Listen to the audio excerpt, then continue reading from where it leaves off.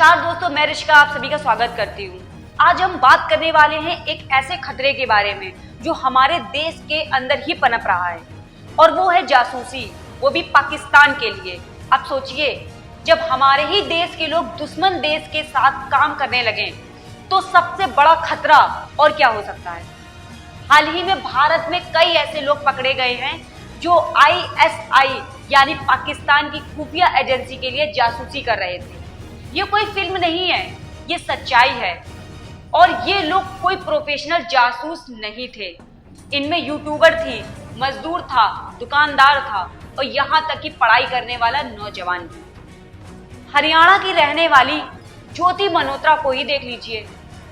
वो travel with जो नाम का यूट्यूब चैनल चलाती थी। उसे पाकिस्तान वालों ने पहले फ्री टूर का ऑफर दिया, बाली भेजा गया, वहां से उसे धीरे धीरे फंसाया गया।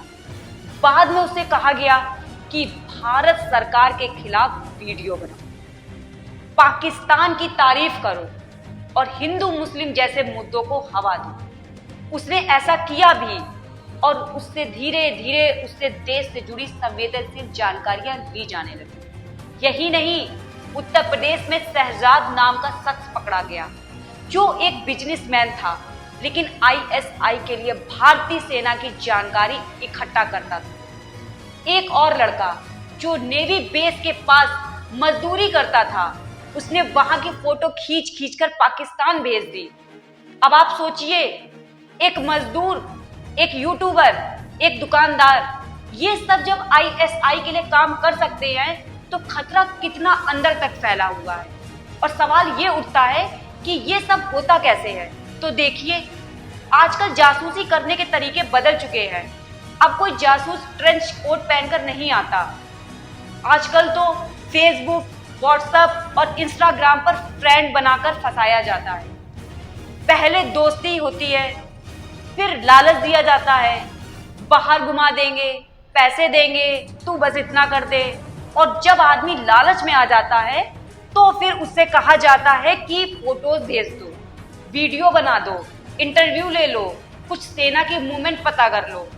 बहुत सारे लोग ये सब करते हुए ये भूल जाते हैं कि वो जानकारी दे रहे हैं, वो दुश्मन देश के हाथ में हथियार बन जाती है। जैसे हाल ही में पाकिस्तान ने भारत पर मिसाइल से हमला करने की कोशिश की। शाहीन मिसाइल दागी गई जो हमारे डिफेंस सिस्टम ने हवा में ही नष्ट कर दी।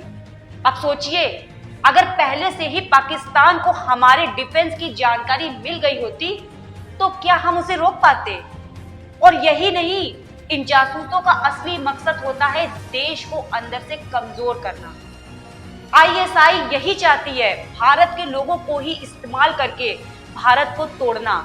आपको बता दें, 23 अप्रैल को कश्मीर के पहलगांव में आतंकवादी हमला हुआ, कई जवान शहीद हो गए।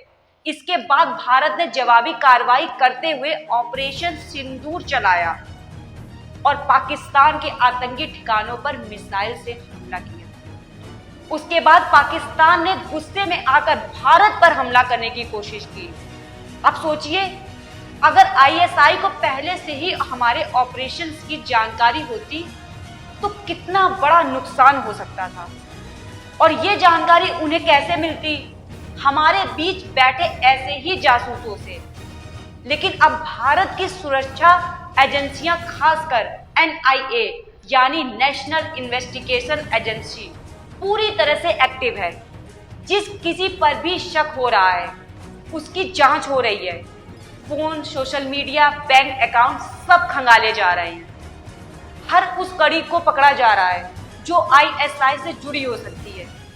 लेकिन सवाल ये है, क्या सिर्फ एजेंसियां ही काफी हैं?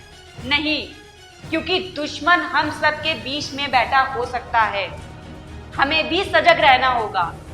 अगर आपके आसपास कोई संदिग्ध गतिविधि हो, कोई फर्जी ID वाला इंसान हो, कोई बार बार पाकिस्तान के नंबरों से बात करता दिखे, तो चुप मत रहिए, सीधा पुलिस या साइबर सेल को जानकारी दीजिए।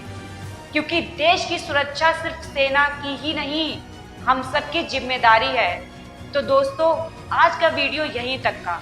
अगर आपको ये जानकारी जरूरी लगी हो तो इस वीडियो को ज़्यादा से ज़्यादा शेयर करें। ताकि हर भारतवासी जागरूक हो सके। देश को सिर्फ बाहर के दुश्मनों से ही नहीं, अंदर के गद्दारों से भी बचाना है।